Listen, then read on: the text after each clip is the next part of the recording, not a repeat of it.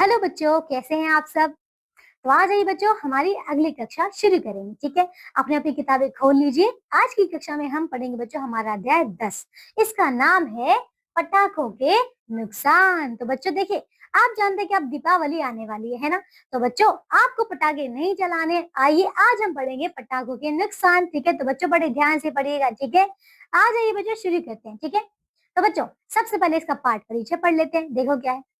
प्रदूषण आज एक बहुत बड़ी समस्या है और यह मनुष्यों द्वारा उत्पन्न की गई है, परंतु हम मनुष्यों ने ही अपनी सुख सुविधाओं के मोह में पड़कर इस समस्या की गंभीरता को नजरअंदाज कर दिया है। ठीक है, प्रस्तुत चित्रकथा में पटाखों से होने वाली हानियों के बारे में बताया गया है। तो बच्चों देखिए, हम जानते हैं कि हमारे देश में, हमारे हर राज्य में बच्चों क्या हो रहा है, प्रदूषण बढ़ता ही जा रहा है ना।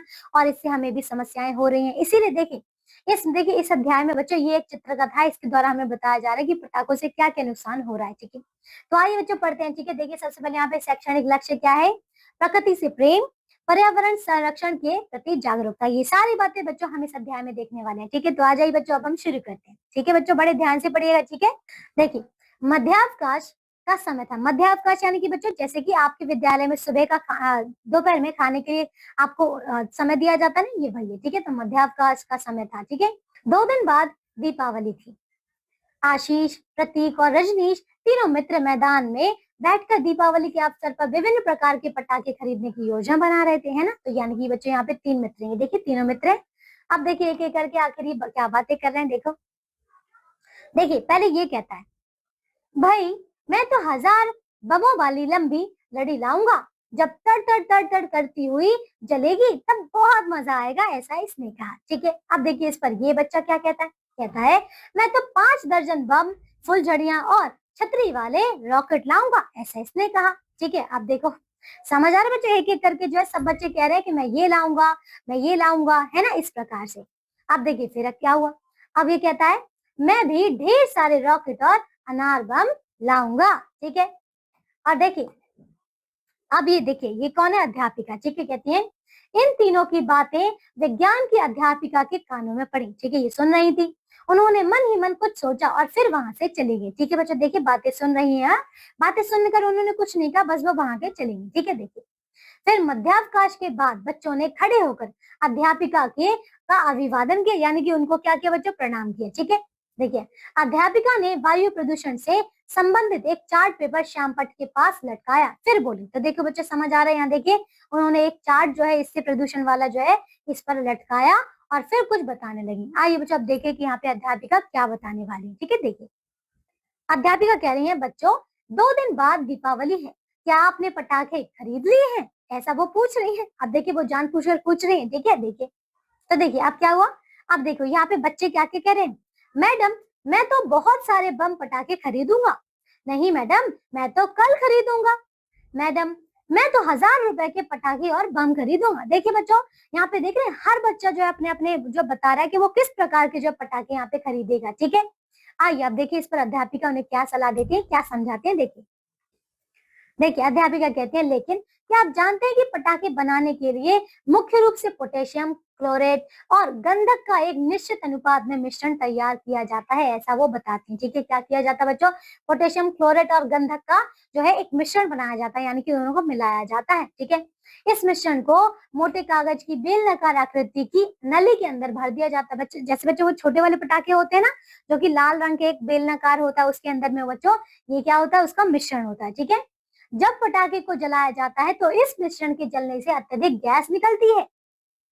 इससे पटाखे के अंदर बहुत अधिक दबाव पैदा हो जाता है और वह बहुत तीव्र धमाके के साथ फट जाता है। समझ आ बच्चों, देखिए जब उसमें आग लगती है तो जब देखिए वो अंदर का जो मिश्रण है जब वो गर्म होता है तो बहुत ज्यादा वो बच्चों दबाव बना लेता है। ठीक है, और उसके बाद वो फट जाता है। ठीक है, साथ ही कई तरह की विषैली गैसें भी निकलती हैं। ठीक है, विषैली यानी कि जहरीली गैसें भी निकलती हैं।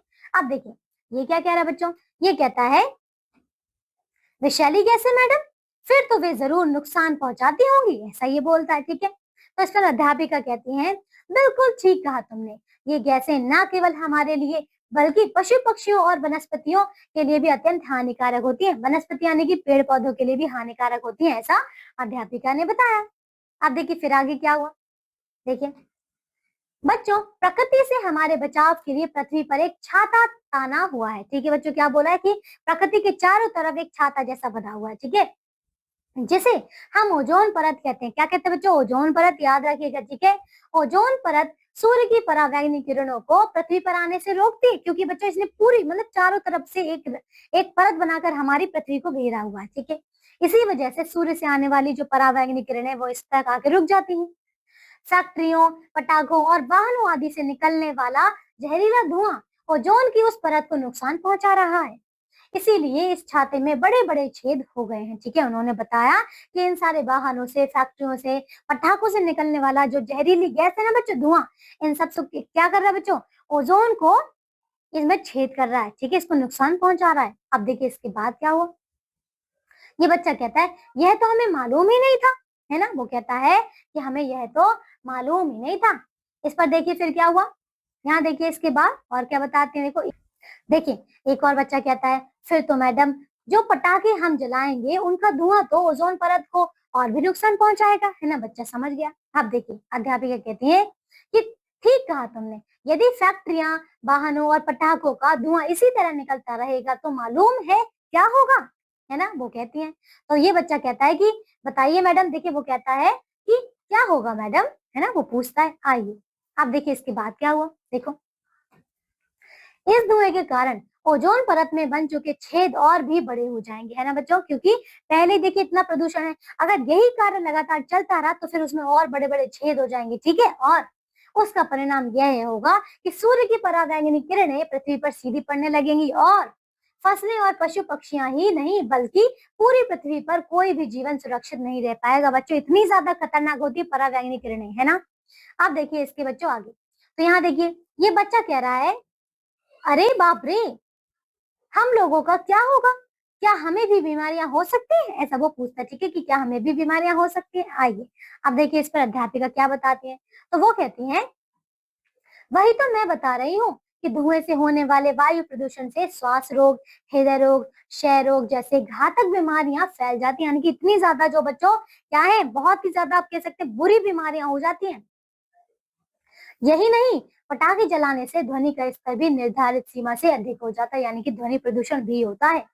कभी कभी यह बहरेपन का कारण भी बन जाता है ना बच्चों। आपको पता है कि कुछ पटाखे ऐसे होते हैं जो कि बहुत तेज ध्वनि उत्पन्न करते हैं बच्चों, जिनसे कि कई जो है बच्चों बहरे भी हो जाते हैं ना। इसीलिए बच्चों ये ध्वनि प्रदूषण भी है।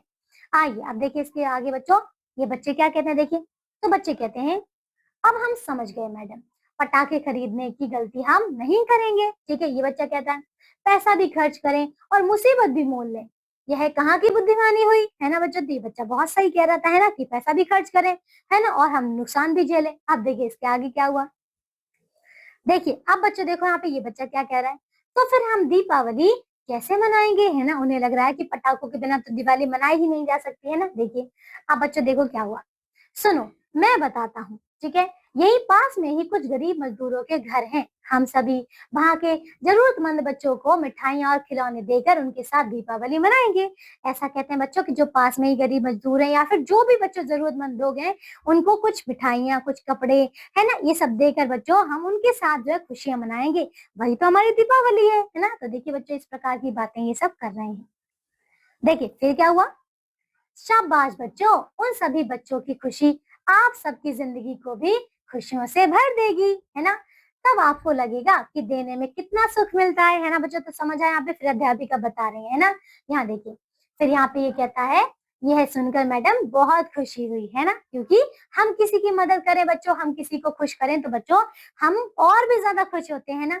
इसीलिए हमें हर जरूरतमंद की मदद करनी ही चाहिए। ठीक है, तो देखिए बच्चों ये था हमारा अध्याय, जिसमें हमने जाना कि बच्चों हमें देखिए प्रदूषण नहीं करना है। ठीक है, दीपावली हम खुशी खुशी भी तो मना सकते हैं, दियों से मना सकते हैं। क्यों फालतू में इतने अपने पैसे बर्बाद करने, पटाखे जलाने, शोर उत्पन्न करना, है ना, जिससे कि नुकसान हो, है ना बच्चों। तो ये सब नहीं करना है ना।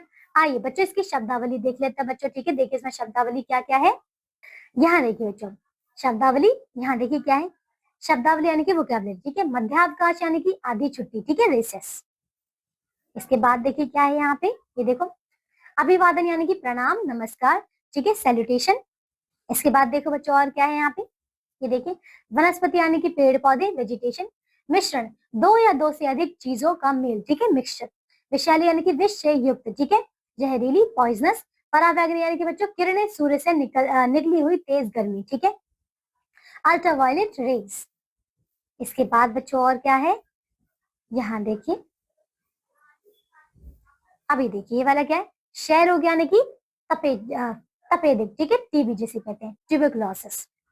देखो फिर ये क्या है, घातक यानी कि मारने वाले, किलर। मुसीबत यानी कि परेशानी, प्रॉब्लम, ठीक है। इसके बाद क्या है, और बच्चों कुछ और शब्द हैं क्या, आइए देखें इसमें। नहीं तो बच्चों देखिए हमारा ये अध्याय पूरा हो चुका है। आइए बच्चों अब हम यह भी जाने, ये पढ़ते हैं, ठीक है, क्योंकि बहुत ही ज्यादा महत्वपूर्ण बातें, आइए नहीं पढ़ लेते हैं। देखिए, वैज्ञानिकों के अनुसार बारूद बिना ऑक्सीजन के जलता है, ठीक है। बारूद का आविष्कार चीन में हुआ था। पटाखे में से हरे रंग निकालने के लिए बेरियम नाइट्रेट का इस्तेमाल होता है। लाल रंग की रोशनी के लिए सीजियम नाइट्रेट डाला जाता है, ठीक है बच्चों, क्या, सीजियम नाइट्रेट। पीले रंग के लिए सोडियम नाइट्रेट का उपयोग किया जाता है। तो बच्चों समझ आ रहा है, हम जो पटाखों में जलाते समय इतने अलग अलग रंग बिरंगे रंग देखते हैं ना बच्चों, ये कहाँ से आते हैं, ये इन सारे केमिकल से आते हैं। 1000 ईस्वी में बारूद हर्थ गोलों और रॉकेटों में इस्तेमाल होने लगा था, ठीक है, कब बच्चों, 1000 ईस्वी में। मंगोल योद्धाओं के माध्यम से बारूद की जानकारी 13वीं सदी में यूरोप में पहुंची। बारूद बनाने के लिए सबसे आवश्यक रसायन है शोरा या सॉल्ट पीटर, जिसे वैज्ञानिक भाषा में पोटेशियम नाइट्रेट कहा जाता है, ठीक है बच्चों। तो देखिए ये थी बहुत ज्यादा महत्वपूर्ण बातें, जिससे आपको ये पता चलेगा कि हमारे जो पटाखे बच्चों किस किस चीजों से, किस किस केमिकल से बनाए जा सकते हैं बच्चों। और देखिए इनसे देखिए क्या नुकसान होता है, ये आप पहले ही देख चुके हैं ना बच्चों। तो इसीलिए आपको ध्यान रखना है कि आप दिवाली जब भी आएगी बच्चों, आपको पटाखे नहीं जलाने, आपको खुशी खुशी जरूरतमंद लोगों के साथ, जो उनके साथ अपनी खुशी को बांटकर दीपावली मनानी है, ठीक है। तो बच्चों इसके आगे अब आपको दिया अभ्यास के प्रश्न उत्तर, तो इन सारे प्रश्नों को आप सभी अच्छे से पूर्ण करिएगा, ठीक है। तो बच्चों आज के लिए सिर्फ और सिर्फ इतना ही। मैं आशा करती हूँ कि अब दीपावली आने वाली है तो आप लोग कभी भी पटाखे नहीं जलाएंगे, ठीक है ना बच्चों, समझ गए। तो चलिए आज की कक्षा के लिए सिर्फ और सिर्फ इतना ही। अब हम मिलेंगे एक नई कक्षा में एक नए अध्याय के साथ, तब तक के लिए आप सब अपना ध्यान रखिए और स्वस्थ रहिए। बाय बच्चों।